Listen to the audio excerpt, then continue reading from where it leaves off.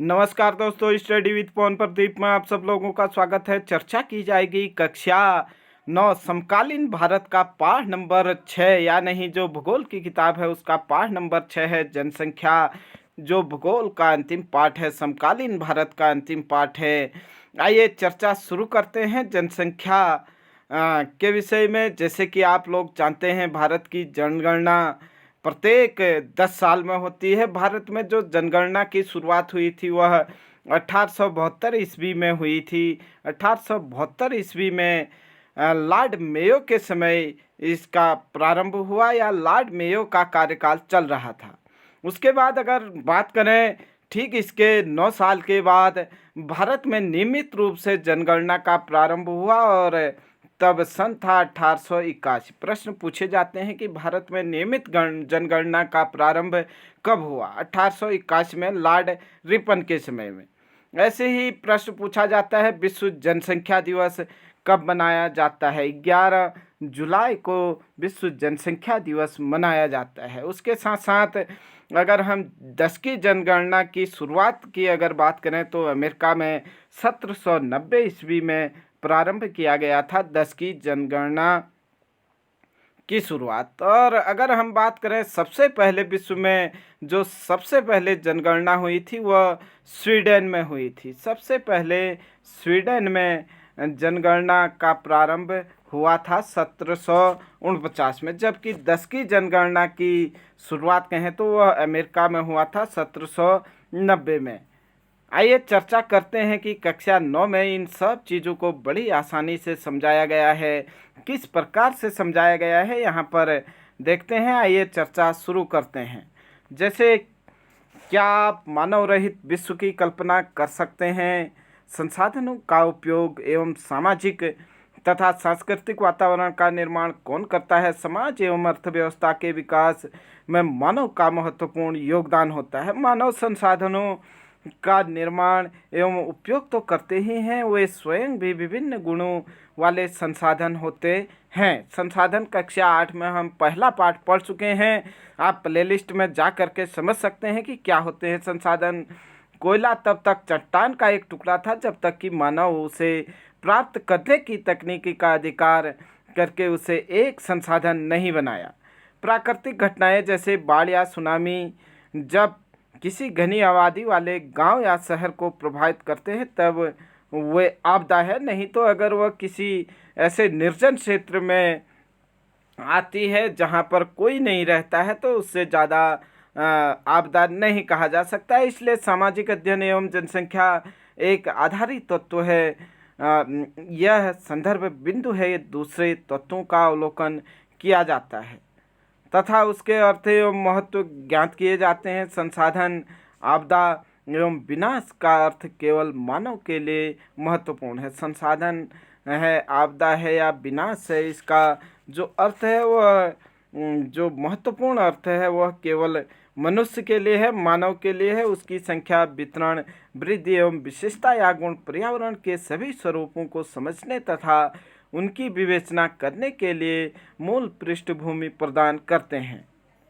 मानव पृथ्वी के संसाधनों का उत्पादन एवं उपभोग करता है, इसलिए यह जानना आवश्यक है कि एक देश में कितने लोग निवास करते हैं, वे कहाँ कैसे रहते हैं और उनकी संख्याओं में वृद्धि क्यों हो रही है तथा उनकी कौन कौन सी विशेषताएं हैं। भारत के जनगणना हमारे देश की जनसंख्या से संबंधित जानकारी हमें प्रदान करती है। मतलब हमारे देश में कितनी जनसंख्या है, कितने लोग कहाँ रहते हैं, और ये सब आंकड़े किसके द्वारा प्रस्तुत किए जाते हैं? जनसंख्या संगठन के द्वारा ये आंकड़े प्रस्तुत किए जाते हैं। जनसंख्या संगठन के ही द्वारा जो जनसंख्या संबंधित आंकड़े हैं वह प्रस्तुत किए जाते हैं। सबसे पहले जनसंख्या से संबंधित 3 प्रमुख प्रश्नों पर विचार कीजिए। जनसंख्या का आकार एवं वितरण। नंबर 2, जनसंख्या वृद्धि एवं जनसंख्या परिवर्तन की प्रक्रिया। नंबर 3, जनसंख्या के गुण या विशेषताएं। जनसंख्या का आकार एवं वितरण में देखें, लोगों की जनसंख्या कितनी है तथा वे कहाँ निवास करते हैं। नंबर 2, जनसंख्या वृद्धि एवं जनसंख्या परिवर्तन की प्रक्रिया, समय के साथ जनसंख्या में वृद्धि एवं इसमें परिवर्तन कैसे हुआ। नंबर 3, जनसंख्या के गुण या विशेषताएं, मतलब कितनी उम्र के वहाँ पर लोग हैं, क्या लिंगानुपात है, क्या साक्षरता दर है, और क्या वे लोग व्यवसाय में जुड़े हुए हैं, और वहाँ की स्वास्थ्य एवं शिक्षा की क्या अवस्था है या क्या हाल है। जनसंख्या का आकार एवं वितरण अगर हम देखें तो भारत में जनसंख्या का आकार एवं संख्या के आधार पर वितरण हम देख सकते हैं। मार्च 2011 में भारत की जनगणना लगभग 121 करोड़ थी, जो विश्व की जनसंख्या का लगभग 17.5% थी। प्रश्न पूछा जाएगा कि भारत की जनसंख्या विश्व के जनसंख्या का कितना प्रतिशत है। 17.5% है। यह 121 करोड़ लोग भारत में 32,87,263 वर्ग किलोमीटर के क्षेत्र में फैले हुए हैं। प्रश्न ये भी पूछा जाता है कि भारत का क्षेत्रफल कितना है। 32,87,263 वर्ग किलोमीटर। विश्व में स्थलीय भूभाग का यह 2.4% है। प्रश्न पूछा जाएगा कि भारत के पास जो स्थलखंड है वह विश्व के स्थलखंड का कितना प्रतिशत भाग है। 2.4% भाग है। आइए देखते हैं यहाँ पर एक निश्चित समय अंतराल में जनसंख्या की आधिकारिक गणना जनगणना कहलाती है। जैसे भारत में प्रत्येक 10 वर्ष में जनसंख्या की गणना की जाती है, वही क्या कहलाती है, जनगणना कहलाती है। जैसे कि हम पहले ही देख चुके हैं कि जो भारत में सबसे पहले 1872 में जनगणना की गई थी। लॉर्ड मेयो के समय में 1872 में सबसे पहले जनगणना की गई थी। हालांकि पहली जो दशकीय जनसंख्या थी या नियमित जनसंख्या थी वो 1881 में पहली बार एक संपूर्ण जनगणना की जा सकी। उसी समय प्रत्येक 10 वर्ष पर जनगणना होती है। उसी समय से क्या होती है, 10 वर्ष में जनगणना होती है या नहीं, प्रत्येक जो 10 वर्ष हैं उस पर जनगणना होती है। भारतीय जनगणना जनसांख्यिकी, सामाजिक तथा आर्थिक आंकड़ों का सबसे बृहद स्रोत है। क्या आपने कभी जनगणना रिपोर्ट देखी? क्या अपने पुस्तकालय में इसे देख सकते हैं।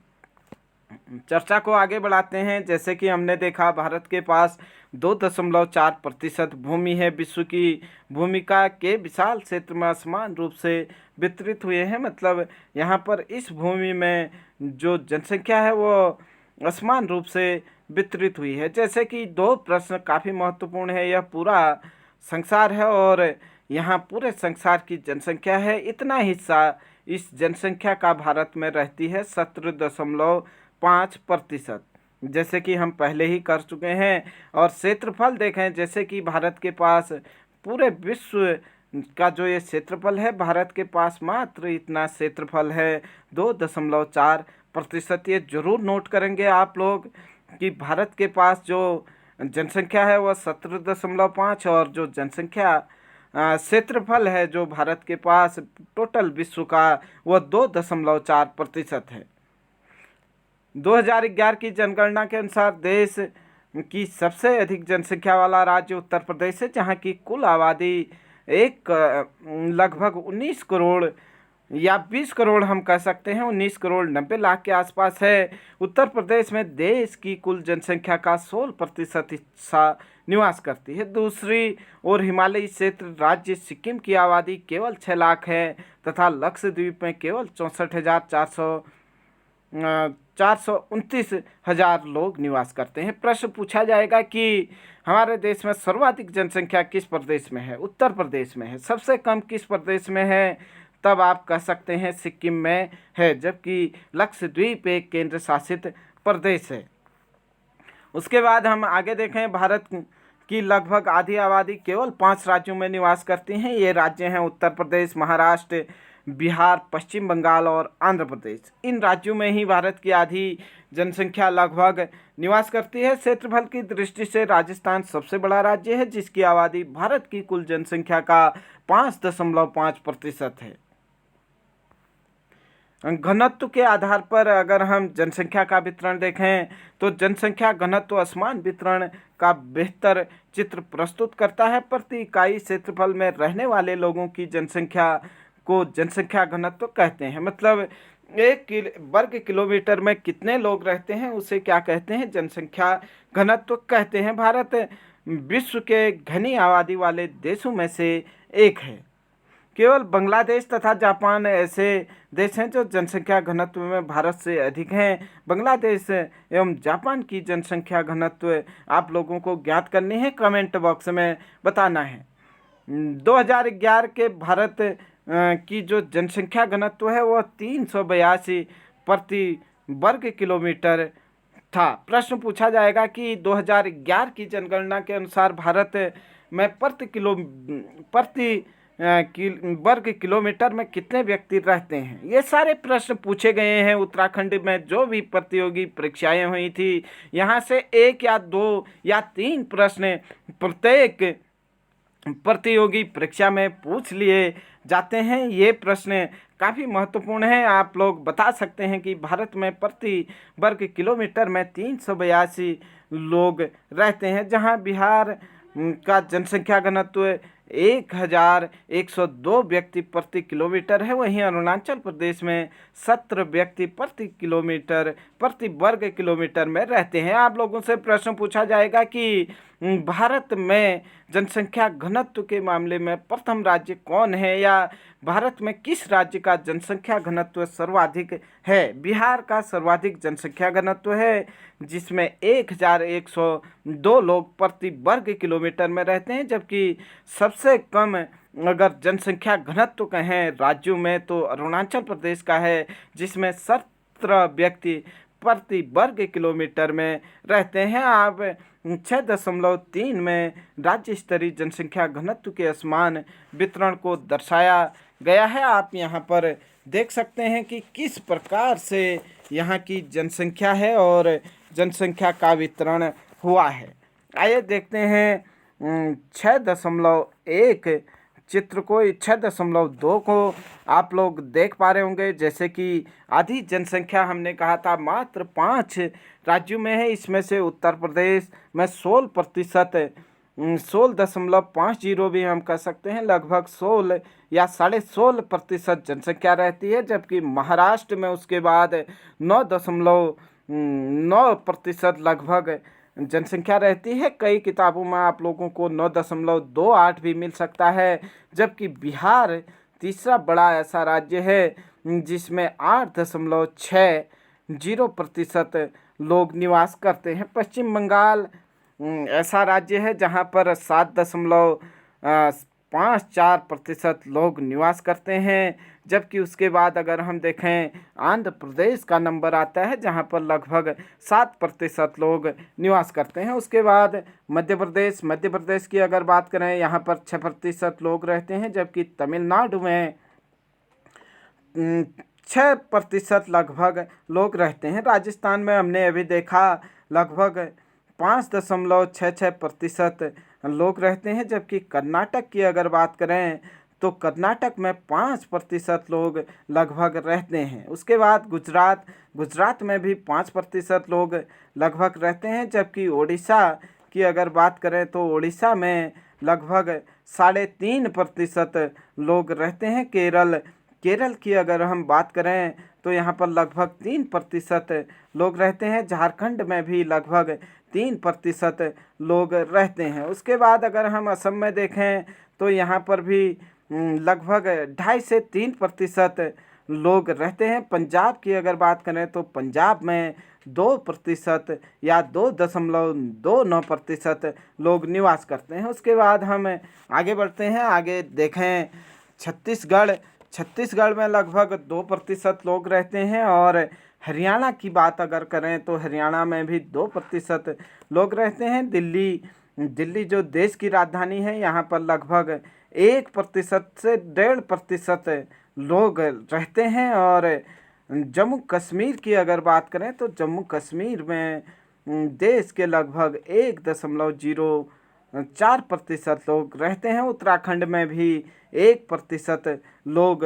देश का यहाँ निवास करते हैं। ये चर्चा थी हमारी कि किस राज्यों में कितने प्रतिशत लोग रहते हैं, और साथ ही साथ जो अन्य केंद्र शासित प्रदेश हैं वहाँ भी लगभग 2% लोग रहते हैं। आप देख सकते हैं कि जम्मू कश्मीर एवं लद्दाख क्या है, केंद्र शासित प्रदेश है। इनको कुल मिला करके आप देख सकते हैं लगभग 2% लोग यहाँ पर रहते हैं। आप लोगों ने ये देखा कि किस राज्य में कितना प्रतिशत लोग लगभग रहते हैं। आइए मानचित्र के आधार पर देखें कि किस राज्य में कितने प्रतिशत या 1 वर्ग किलोमीटर में कितने व्यक्ति रहते हैं। ये मानचित्र के माध्यम से समझाने का प्रयास किया गया है। आप देख पा रहे होंगे 250 से कम जहाँ पर लोग रहते हैं प्रति वर्ग किलोमीटर में, उन राज्यों को यहाँ पर दर्शाया गया है।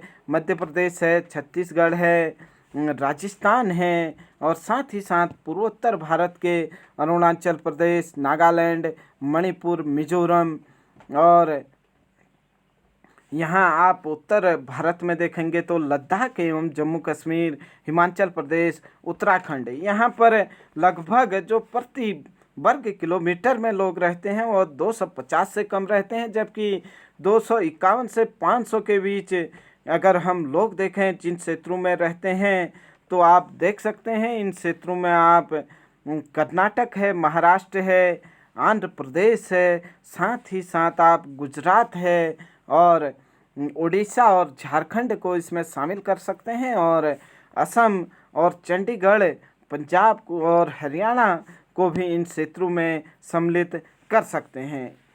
आइए देखें कि इससे भी अधिक या नहीं 501 से 750 के बीच जहां पर जनसंख्या रहती है उनकी चर्चा करते हैं। 501 से लगभग 750 प्रति वर्ग किलोमीटर में लोग जिन राज्यों में रहते हैं, उन राज्यों में आप देखेंगे तमिलनाडु है। तमिलनाडु के साथ साथ आप यहाँ पर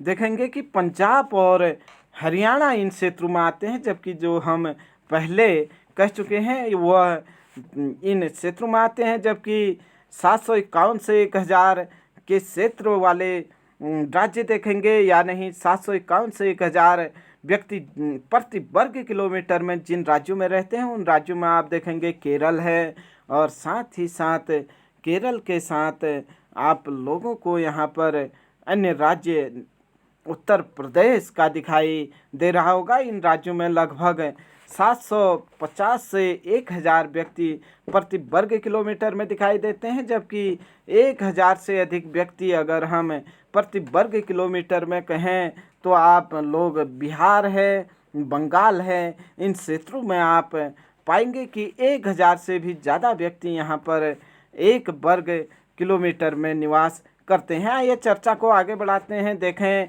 कि 250 व्यक्ति प्रति वर्ग किलोमीटर से कम जनसंख्या वाले घनत्व राज्यों के नाम बताइए। ये आप लोग पहले देख चुके हैं। पर्वतीय क्षेत्र तथा प्रतिकूल जलवायु अवस्थाएं इन क्षेत्रों में विरल जनसंख्या के लिए उत्तरदायी है, जबकि आप अगर देखेंगे पर्वतीय राज्यों में तो यहाँ पर जो जलवायु है और साथ ही साथ जो यहाँ पर स्थिति है, यहाँ पर कम लोग निवास करते हैं। किस राज्य की का जनसंख्या घनत्व 250 व्यक्ति प्रति वर्ग किलोमीटर से भी कम है, और क्यों? असम और अधिकतर प्रायद्वीपीय राज्यों का जनसंख्या घनत्व मध्यम है। पहाड़ी, कटे छटे क्षेत्रों एवं पथरीले भूभाग, मध्यम से कम वर्षा वाले, छिछली एवं कम उपजाऊ वाले मिट्टी इन राज्यों की जनसंख्या घनत्व को क्या करती है? प्रभावित करती है। उत्तरी मैदान जहां पर आप लोगों ने देखा एवं दक्षिण में केरल की जनसंख्या घनत्व बहुत अधिक है, क्योंकि यहाँ पर समतल मैदान एवं उपजाऊ मिट्टी है। जैसे आप लोगों ने पश्चिम बंगाल, बिहार, उत्तर प्रदेश, केरल, तमिलनाडु इन क्षेत्रों को देखा तो यहाँ पर जनसंख्या घनत्व काफ़ी अधिक है, तथा यहाँ पर क्या है? समतल मैदान है, और कृषि के लिए काफ़ी उपयोगी है, और यातायात की भी यहाँ पर सुविधाएं हैं। इसलिए यहाँ पर शिक्षा, स्वास्थ्य भी यहाँ पर पर्याप्त मात्रा में उपलब्ध है। इसलिए यहाँ पर जनसंख्या क्या है? सघन बसी हुई है। जनसंख्या घनत्व ज़्यादा है तथा पर्याप्त मात्रा में वर्षा होती है उत्तरी मैदान के अधिक जनसंख्या वाले घनत्व वाले 3 राज्यों के नाम बताइए। आप लोगों को बताना है कि जो उत्तरी मैदान के जनसंख्या घनत्व वाले राज्य हैं, आप बता सकते हैं बिहार, पश्चिम बंगाल, उत्तर प्रदेश। आप इन 3 प्रमुख राज्यों को बता सकते हैं जहां पर जनसंख्या घनत्व ज़्यादा है। उसके बाद अगर हम देखें जनसंख्या वृद्धि एवं जनसंख्या परिवर्तन की प्रक्रिया। जनसंख्या एक परिवर्तनशील प्रक्रिया है। आबादी की संख्या, वितरण एवं संगठन में लगातार परिवर्तन होते रहता है। यह परिवर्तन 3 प्रक्रियाओं से जन्म, मृत्यु एवं प्रवास के कारण आपसी संयोजन के प्रभाव से के कारण होता है। प्रश्न पूछा जाएगा कि जनसंख्या को प्रभावित करने वाले निम्न कारक हैं। इसमें से 3 ऑप्शन आप लोगों को जन्म, मृत्यु, प्रवास होगा और चौथा जो कारक होगा वह नहीं है। प्रश्न पूछा जाएगा कि जनसंख्या को प्रभावित करने वाले कारकों में निम्न कारक नहीं है। तो आप लोग याद रखेंगे जनसंख्या को प्रभावित करने वाले 3 कारक हैं जन्म, मृत्यु और प्रवास। जनसंख्या वृद्धि का अर्थ होता है किसी विशेष समय अंतराल में, जैसे 10 वर्षों के भीतर किसी देश राज्य के निवासियों की संख्या में परिवर्तन, मतलब कितनी जनसंख्या वहाँ पर बढ़ी है। इस प्रकार से परिवर्तन को 2 प्रकार से व्यक्त किया जा सकता है। पहला सापेक्ष वृद्धि तथा दूसरा प्रतिवर्ष होने वाले प्रतिशत परिवर्तन के द्वारा। एक तो हम ये बता सकते हैं कि यहाँ पर इतने लाख या इतने करोड़ व्यक्ति बढ़े हैं। नंबर 2 ये कह सकते हैं कि जितने लोग वहाँ पर रहते थे उसका इतना प्रतिशत, 5%, 10% या 6% जनसंख्या वृद्धि हुई है। प्रत्येक वर्ष या दशक में बड़ी जनसंख्या कुल संख्या में वृद्धि का परिणाम है। पहले की जनसंख्या जैसे 2001 की जनसंख्या को बाद की जनसंख्या या नहीं 2011 की जनसंख्या से घटाकर इसे प्राप्त किया जाता है। इसे निरपेक्ष वृद्धि कहा जाता है। आप लोगों से प्रश्न पूछा जा सकता है निरपेक्ष वृद्धि किसे कहा जा सकता है। पहले की जनसंख्या में बाद की जनसंख्या को घटाना ही निरपेक्ष वृद्धि कहलाता है। जनसंख्या की वृद्धि का दर दूसरा महत्वपूर्ण पहलू है। इसका अध्ययन प्रति वर्ष प्रतिशत में किया जाता है, जैसे आप लोग अभी आगे देखेंगे। आइए देखें कि यहाँ पर समझाने का प्रयास किया है कि भारत की जनसंख्या वृद्धि दर 1951 से 2011 के दौरान आप देख पा रहे होंगे कि 1951 से 1961 के मध्य जो भारत की जनसंख्या में वृद्धि हुई थी वह लगभग 21.64% की वृद्धि हुई थी, जबकि 1961 से 1971 के बीच देखें तो 24.8% की वृद्धि हुई। जबकि आप लोग यहाँ पर देखेंगे 1971 से 1981 के बीच 24.66% की वृद्धि हुई थी। जबकि 1981 से 1991 के बीच 23.87% की वृद्धि हुई। जबकि 1991 से 2000 के बीच 21.54% की वृद्धि हुई। जबकि 2001 से 2011 के बीच 17.64% की वृद्धि हुई, जो हम पीछे देख चुके हैं। आइए चर्चा को आगे बढ़ाते हैं। यहाँ पर आप लोगों को समझाने का प्रयास किया गया है कि भारत की कुल जनसंख्या 1901 से 2011 की जनसंख्या जो 10 लाख में दी गई है।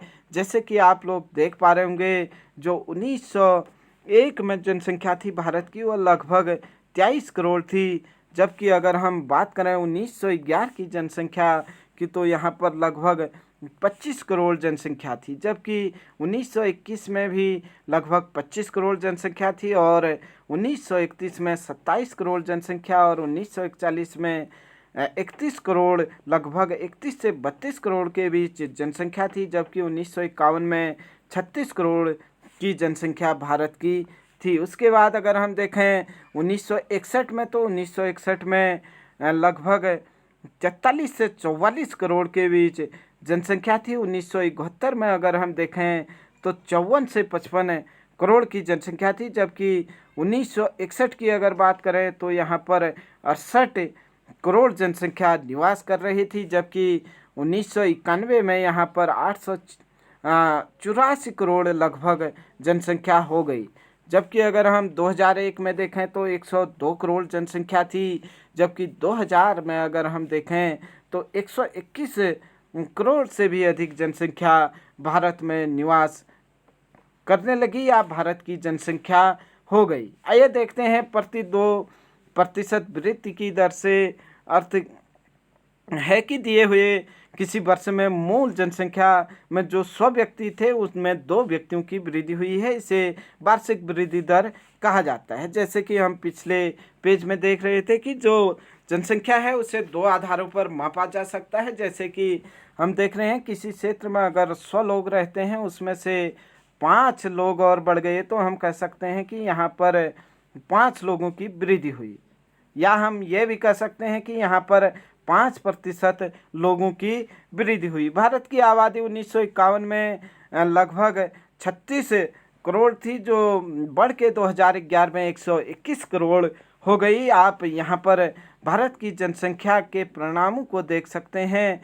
सारणी 6.1 में देखें कि 1951 में 36 करोड़, 1961 में 43 करोड़, 1971 में 54 करोड़, 1981 में 68 करोड़, 1991 में लगभग यहाँ की जो जनसंख्या थी वह 84 करोड़ थी, जबकि 2001 में 102 करोड़ और 2011 में 101 करोड़ 2011 में देखें तो 121 करोड़ यहाँ पर हो गई थी। दशकी वृद्धि दर देखें तो आप लोग यहाँ पर देख पा रहे होंगे। प्रतिशत में देखें 1951 में 1.25 वृद्धि हुई, जबकि 1961 में 1.96% की वृद्धि हुई, जबकि आगे देखें 1971 में तो 2.20% की वृद्धि हुई, जबकि 1981 की अगर बात करें तो 2.22% की वृद्धि हुई। और साथ ही साथ 1991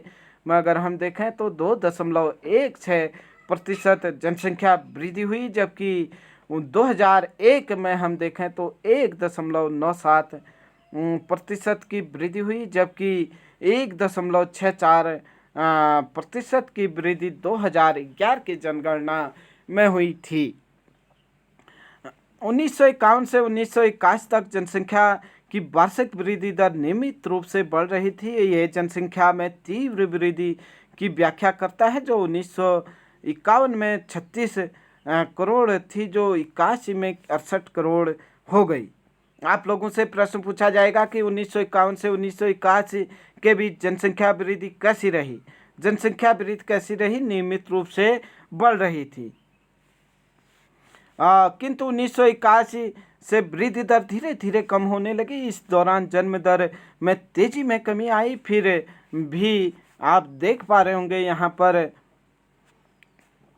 कि केवल 1990 में कुल जनसंख्या लगभग 18 करोड़ की वृद्धि हुई थी, जबकि इससे पहले यह कभी नहीं हुई थी, क्योंकि जनसंख्या बढ़ गई, प्रतिशत घटा भी अगर तो वहाँ पर क्या हो गया, जनसंख्या में वृद्धि होनी ही थी।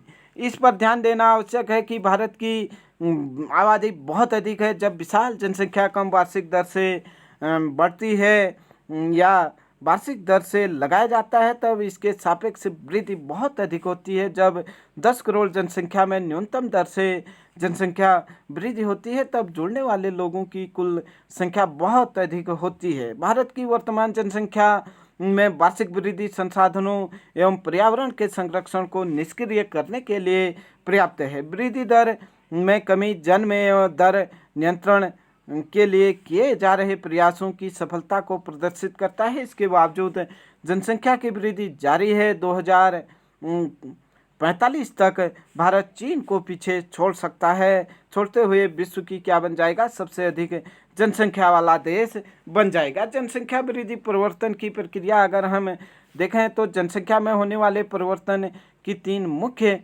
प्रक्रिया है, जैसे कि हम देख चुके हैं। जन्म दर, मृत्यु एवं प्रवास। जन्म दर एवं मृत्यु दर के बीच अंतर जनसंख्या की प्राकृतिक वृद्धि है। एक वर्ष में प्रत्येक 1000 में व्यक्तियों में जितने जीवित बच्चों को जन्म होता है उसे जन्म दर कहते हैं। मतलब एक वर्ष में कितने 1000 में कितने बच्चे जो थे जन्म लिए, और उसमें से जो बच्चे हैं जीवित हैं वो क्या कहलाता है, जन्म दर कहलाता है। यह वृद्धि का एक प्रमुख घटक है, क्योंकि भारत में हमेशा जन्म दर मृत्यु दर से क्या है, काफ़ी अधिक रही है। ये चर्चा हमारी 2022-23 शिक्षा सत्र में की जा रही है।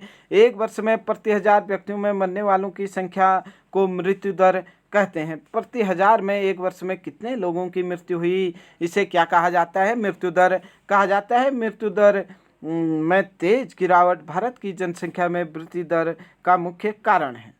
उसके बाद 1980 तक उच्च जन्म दर एवं मृत्यु दर में लगातार गिरावट के कारण जन्म दर तथा मृत्यु दर में काफ़ी अंतर आ गया है। इससे कारण जनसंख्या वृद्धि दर हो गई है। 1981 में से धीरे धीरे जन्म दर में क्या हुई, गिरावट आनी शुरू हुई, क्योंकि स्वास्थ्य सेवाओं का यहाँ पर विकास होने लगा, जिससे कि मृत्यु दर में क्या आई, गिरावट आई, जिसके परिणाम स्वरूप जनसंख्या वृद्धि दर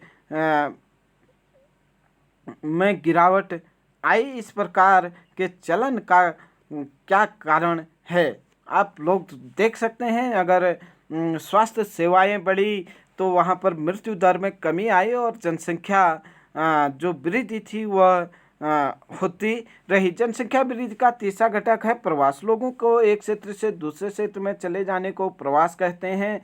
प्रवास किसे कहते हैं, एक स्थान से दूसरे स्थान में चले जाना प्रवास कहलाता है। प्रवास आंतरिक देश के भीतर या अंतर्राष्ट्रीय देशों के बीच हो सकता है। आंतरिक प्रवास जनसंख्या के आकार में कोई परिवर्तन नहीं लाता, लेकिन यह एक देश के भीतर जनसंख्या के वितरण को क्या करता है, प्रभावित करता है। जैसे कि बड़े बड़े महानगर हैं, वहाँ पर भारत जो गांव का देश है, अनेक गांवों से, हजारों लाखों गांवों से लोग जाते हैं, वहाँ पर जनसंख्या क्या हो जाती है, बहुत अधिक हो जाती है। जैसे कि आप लोग देख सकते हैं, भारत के जो बड़े बड़े शहर हैं, मुंबई, दिल्ली, चेन्नई, बेंगलुरु, इन शहरों में जो ग्रामीण क्षेत्रों से विशाल जनसंख्या जाती है, तो इन क्षेत्रों में जनसंख्या काफ़ी सघन हो जाती है। जनसंख्या वितरण एवं उसके घटकों को परिवर्तन करने में प्रवास की भी महत्वपूर्ण भूमिका रहती है।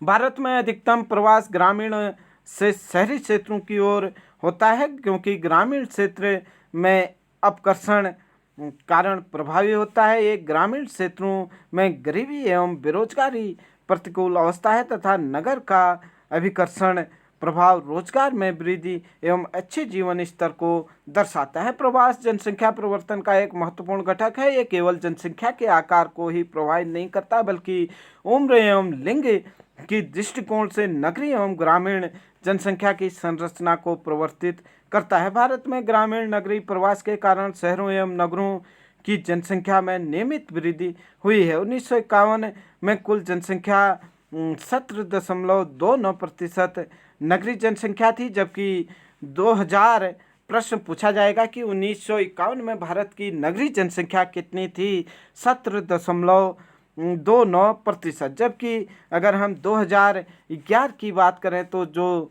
शहरी जनसंख्या है उसमें काफ़ी वृद्धि हुई है, लगभग 32%, या नहीं आप एक्यूरेट लिखेंगे 31.80% क्या हो गई है, वर्तमान में शहरी जनसंख्या हो गई है। जबकि अगर हम जो जनसंख्या जनगणना 2022-23 यहाँ पर 2021-22 की जो जनगणना होगी, कोरोना काल की वजह से थोड़ा जो पीछे चले गया, उसमें देखेंगे तो इसमें निश्चित तौर से और वृद्धि पाएंगे। जो जनगणना 2011 के अनुसार 31.80% है, वो निश्चित तौर से आगे को बढ़ेगी। अगर हम देखें 2001 से 2000 के बीच के भीतर, तो 10 लाख से अधिक जनसंख्या वाले नगरों की संख्या 35 से बढ़कर क्या हो गई है, 53 हो गई है। क्योंकि जैसे कि हम पहले ही देख चुके हैं, महानगरों में जनसंख्या जो है वह ग्रामीण क्षेत्रों से होकर जाती है, जिससे कि महानगरों की जनसंख्या बढ़ते जा रही है। आइए देखें कि आयु संरचना क्या है। आयु संरचना किसी भी देश में जनसंख्या की आयु संरचना वहाँ के विभिन्न आयु वर्ग समूह के लोगों की जनसंख्या की संख्या को बताता है। यह जनसंख्या मूल विशेषताओं में से एक है। एक व्यक्ति की आयु, उसकी इच्छा, खरीदारी तथा काम करने की क्षमता को पर्याप्त रूप से प्रभावित करता है। परिणाम स्वरूप बच्चे हैं, वयस्क हैं, वृद्ध हैं की संख्या एवं प्रतिशत किसी भी क्षेत्र के आबादी के सामाजिक एवं आर्थिक ढांचों की निर्धारक होती है। किसी भी राष्ट्र की आबादी को सामान्यतः 3 वर्गों में बांटा जा सकता है। बच्चे सामान्यतः 15 वर्ष से कम के ये आर्थिक रूप से उत्पादनशील नहीं होते हैं तथा इनको भोजन, वस्त्र एवं स्वास्थ्य संबंधी सुविधाएं उपलब्ध कराने की आवश्यकता होती है। जो बच्चे होते हैं वो 15 वर्ष से कम की होती है। इन्हें जो सारी सुविधाएं होती हैं इनको उसकी आवश्यकता होती है। जबकि वयस्क अगर हम देखें 15 वर्ष से 59 वर्ष, ये आर्थिक रूप से उत्पादनशील तथा जैविक रूप से प्रजननशील होते हैं। मतलब ये अपना काम धंधा करते हैं और प्रजननशील मतलब ये अपना क्या करते हैं, पीढ़ी दर पीढ़ी को आगे बढ़ाते हैं। ये जनसंख्या का कार्यशील वर्ग है। मतलब ये कार्य करता है। जो 15 वर्ष से 59 वर्ग के लोग हैं, 59 वर्ष के लोग हैं, ये क्या करते हैं, कार्य करते हैं और उत्पादन करते हैं और प्रजनन करते हैं। उसके बाद देखें 59 वर्ष से अधिक के लोग ये आर्थिक रूप से उत्पादनशील या अवकाश प्राप्त हो सकते हैं। ये स्वैच्छिक रूप से कार्य कर सकते हैं लेकिन भर्ती प्रक्रिया के द्वारा इनकी नियुक्ति नहीं हो सकती है। आप यहाँ पर देख सकते हैं कि भारत में उम्र संरचना क्या है। वयस्क अगर हम देखें तो वयस्कों की जनसंख्या काफ़ी अधिक है। जैसे कि आप लोगों को ये यहाँ पर दिखाई दे रहा होगा कि वयस्क काफ़ी ज़्यादा मात्रा में है। लगभग 58.7% लोग क्या हैं, वयस्क हैं। वृद्धों की संख्या देखें तो मात्र 6 कितनी प्रतिशत, 6.9%, लगभग 7% हम मान सकते हैं। जबकि बच्चों का अगर हम देखें तो बच्चे लगभग 34.4% के 4% हैं भारत की कुल जनसंख्या में। आप लोग ये नोट कर सकते हैं कि 0 से 15 वर्ष के या वृद्ध या बच्चे किस प्रकार से यहाँ पर भारत की जनसंख्या में है। बच्चे जैसे 34.4%, वयस्क 58.7%, वहीं वृद्ध अगर देखें तो 6.9% यहाँ पर हैं। आइए चर्चा को आगे बढ़ाते हैं। देखें कि यहाँ पर बच्चों तथा वृद्धों का प्रतिशत जनसंख्या के आश्रित अनुपात को प्रभावित करता है और समूह उत्पादन नहीं होता है। भारत की जनसंख्या इन 3 समूहों के अनुपात में 6.5 में दर्शाया गया था। आप अपने क्षेत्र में कितने बच्चों को जानते हैं जो घरेलू सहायकों एवं श्रमिकों के रूप में कार्य करते हैं? आप अपने क्षेत्र में कितने वयस्क बेरोजगार हैं? आप इसके कारणों के बारे में क्या सोचते हैं? लिंग अनुपात देखें। लिंग अनुपात क्या होता है कि प्रति 1000 पुरुषों में कितनी महिलाएं हैं, यह लिंग अनुपात कहलाता है। प्रति 1000 पुरुषों पर महिलाओं की संख्या को लिंग अनुपात कहा जाता है। यह जानकारी किसी दिए गए समय समाज एवं पुरुषों एवं महिलाओं के बीच समानता की सीमा मापने के लिए महत्वपूर्ण सामाजिक सूचक है। देश में लिंग अनुपात प्रायः महिलाओं के पक्ष में नहीं होता है। ऐसा क्यों होता है, इसका पता लगाइए। सन 1951 से 2001 के बीच लिंग अनुपात को सारणी 6.2 में दर्शाया गया है। आप देख सकते हैं भारत में वर्तमान में अगर लिंगानुपात देखें तो 943 है। मतलब प्रत्येक 1000 पुरुषों में 943 क्या हैं, स्त्रियां हैं। जबकि 1951 में अगर हम देखें तो 946 थी, 1961 में 941, 1971 में 930, जबकि 1981 में 934। अगर हम 1991 में देखें तो 929, 2001 में देखें तो 933 लगभग थे। अगर हम देखें वर्तमान में 2011 में तो आप देख सकते हैं प्रति 1000 पुरुषों में 943 महिलाएं हैं। काफ़ी महत्वपूर्ण प्रश्न यहाँ से बनते हैं। आप लोगों से बार बार परीक्षाओं में ये प्रश्न पूछे जाते हैं। केरल में प्रति 1000 पुरुषों में महिलाओं की संख्या 1038 है। आप लोगों से प्रश्न 1084 है। आप लोगों से पूछा जाएगा कि भारत में सर्वाधिक लिंगानुपात वाला राज्य कौन सा है? भारत में सर्वाधिक लिंगानुपात वाला राज्य केरल है।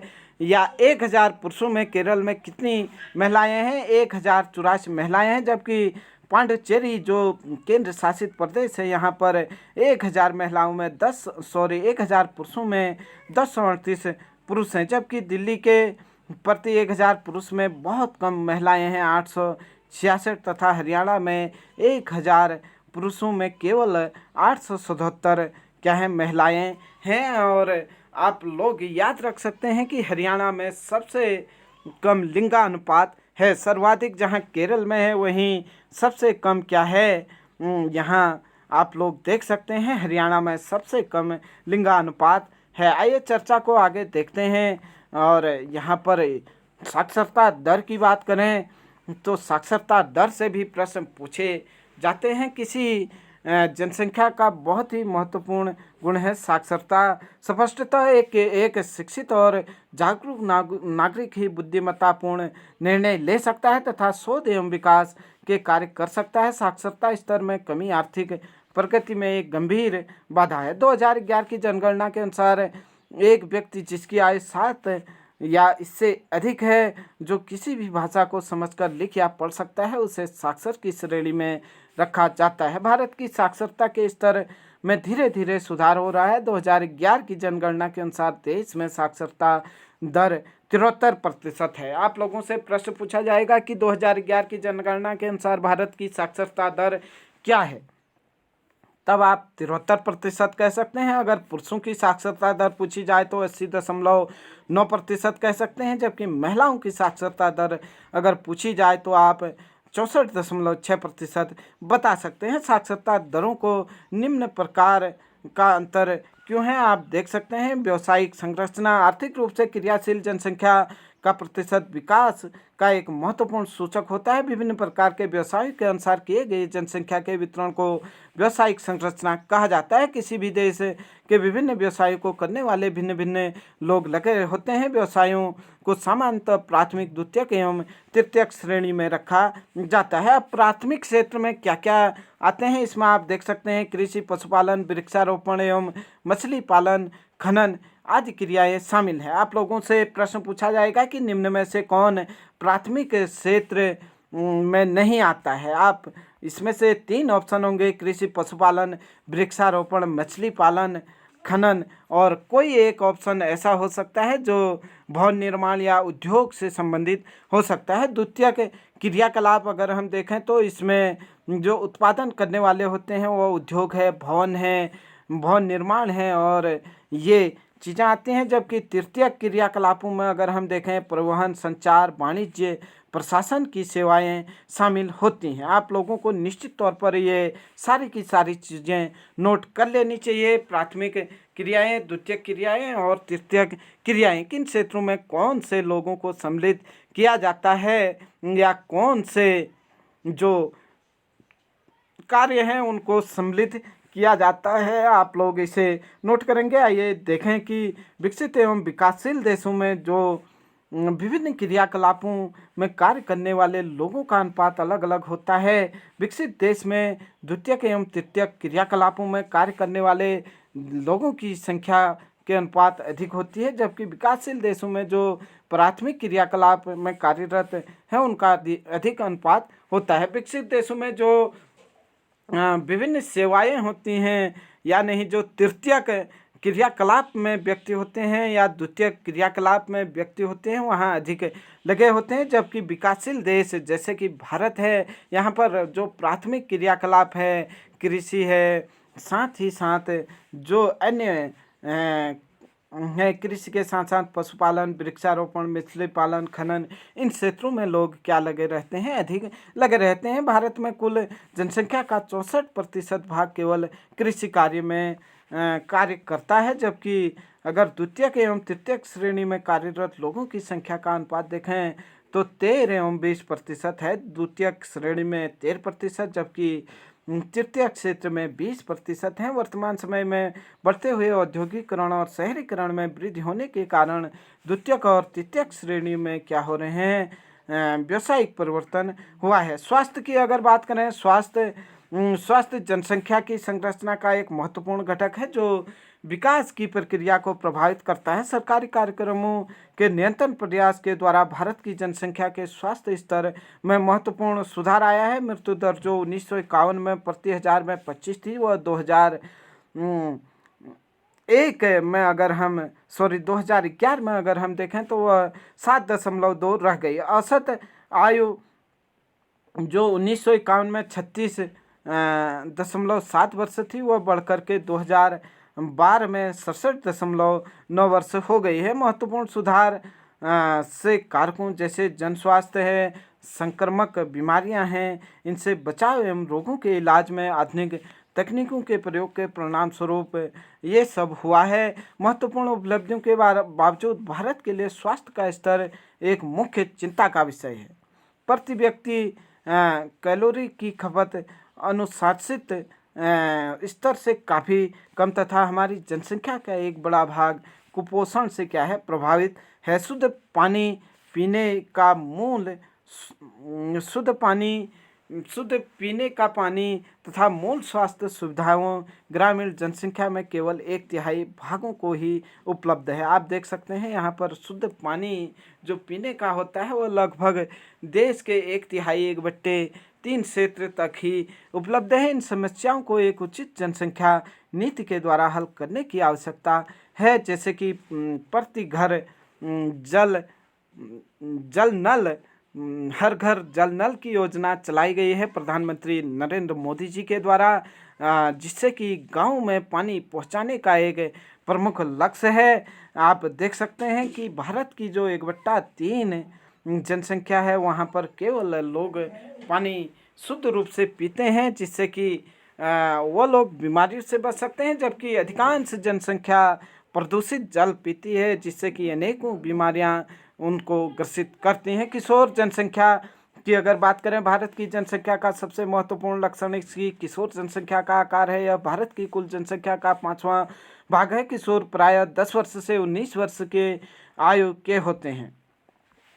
भविष्य में के सबसे महत्वपूर्ण मानव संसाधन है। किशोरों के लिए पोषक तत्वों की आवश्यकता बच्चों तथा वयस्कों से अधिक होती है। कुपोषण से इनका स्वास्थ्य खराब तथा विकास अवरोधित हो सकता है, परंतु भारत में किशोरों को प्राप्त भोजन में पोषक तत्व पर्याप्त हैं। बहुत से किशोर बालिकाएं जो होती हैं रक्तहीनता से पीड़ित रहती हैं। विकास की प्रक्रिया में उनकी समस्याओं पर पर्याप्त ध्यान नहीं दिया जाता है। किशोर बालिकाओं की अगर हम बात करें तो यहाँ पर को अपनी समस्याओं जो किशोर बालिकाएं होती हैं वो अपनी समस्याओं के प्रति संवेदनशील बनाना चाहिए। शिक्षा के प्रसार तथा इसमें सुधार के द्वारा उसमें इन समस्याओं के प्रति जागरूकता बढ़ाई जा सकती है। उसके बाद राष्ट्रीय जनसंख्या नीति परिवारों के आकार को सीमित रखकर एक व्यक्ति के स्वास्थ्य एवं कल्याण को सुधारा जा सकता है। इस तथ्य को ध्यान में रखते हुए भारत सरकार ने 1952 में एक व्यापक परिवार नियोजन कार्यक्रम को प्रारंभ किया था। परिवार कल्याण कार्यक्रम जिम्मेदार तथा सुनियोजित पितृत्व को बढ़ावा देने के लिए कार्यरत है। प्रश्न पूछा जा सकता है कि भारत सरकार ने परिवारों को सीमित रखने के लिए परिवार नियोजन कार्यक्रम कब चलाया था। आप देख सकते हैं 1952 में। राष्ट्रीय जनसंख्या नीति 2000 कई वर्षों में नियोजित प्रयासों का परिणाम है। जो राष्ट्रीय जनसंख्या नीति है 2000 में 14 वर्ष से कम आयु के बच्चों को निःशुल्क शिक्षा प्रदान करने एवं शिशु दर को प्रति 1000 में से 30 से कम करने का व्यापक स्तर पर टीकारोधी बीमारियों से बच्चों को छुटकारा दिलाने, लड़कियों की शादी की उम्र को बढ़ाने के लिए प्रोत्साहित करने तथा परिवार नियोजन को एक जन केंद्रित कार्यक्रम बनाने के लिए नीतिगत ढांचा प्रदान किया गया है। जैसे कि आप लोग जानते हैं संविधान के 21(1) के तहत राष्ट्रीय शिक्षा का जो अधिकार है उसे प्रदान किया गया है, जिसमें 14 वर्षों से कम उम्र के बच्चों को क्या किया जाता है, निःशुल्क में पठन पाठन की व्यवस्था कराई जाती है या नहीं, निःशुल्क में उनके पढ़ने की व्यवस्था सरकार के द्वारा की जाती है। राष्ट्रीय जनसंख्या नीति 2000 और किशोर। राष्ट्रीय जनसंख्या नीति 2000 ने किशोर किशोरियों की पहचान जनसंख्या के उस प्रमुख भाग के रूप में की है जिस पर बहुत ध्यान देने की आवश्यकता है। पोषण की आवश्यकताओं के अतिरिक्त इस नीति में अवांछित गर्भधारण और यौन संबंधों के प्रसारित बीमारियों से किशोर किशोरियों की संरक्षा जैसी अन्य महत्वपूर्ण समस्याओं पर भी जोर दिया गया है। इसके द्वारा ऐसे कार्यक्रम चलाए गए हैं जिनका उद्देश्य देर से विवाह और देर से संतानोत्पत्ति को प्रोत्साहित करना है। किशोर किशोरियों को असुरक्षित यौन संबंध कुप्रभावों के बारे में शिक्षित कराना, गर्भ निरोधक सेवाओं को पहुंच और खरीद के भीतर बनाना और खाद्य संपूरक और पौष्टिक सेवाएं उपलब्ध कराना है और बाल विवाह को रोकने के लिए कानूनों को सुदृढ़ करना है। किसी भी राष्ट्र के लिए यहाँ के लोग बहुमूल्य संसाधन होते हैं। एक शिक्षित एवं स्वस्थ जनसंख्या ही कार्य श्रम शक्ति प्रदान करती है। ये चर्चा थी हमारी कक्षा 9 समकालीन भारत का जो पाठ नंबर 6 था। उस पाठ का नाम था जनसंख्या, जिस पर हमने काफ़ी अच्छे से चर्चा की। आप लोग शायद इसे समझ पाए होंगे। आशा करता हूँ कि आप लोग इस चर्चा से निश्चित तौर से आप लोगों का फ़ायदा होगा। अगर आप लोगों को लगता है कि यह चर्चा आप लोगों के लिए उपयोगी थी तो आप लोग हमारे इस YouTube चैनल पर पहली बार आए हैं तो चैनल को सब्सक्राइब कर सकते हैं, अपने अधिक से अधिक मित्रों के साथ शेयर कर सकते हैं। हमारा हौसला अफजाई के लिए आप लोग लाइक शेयर कमेंट करना न भूलें। मिलते हैं जल्द ही, तब तक के लिए जय हिंद जय भारत।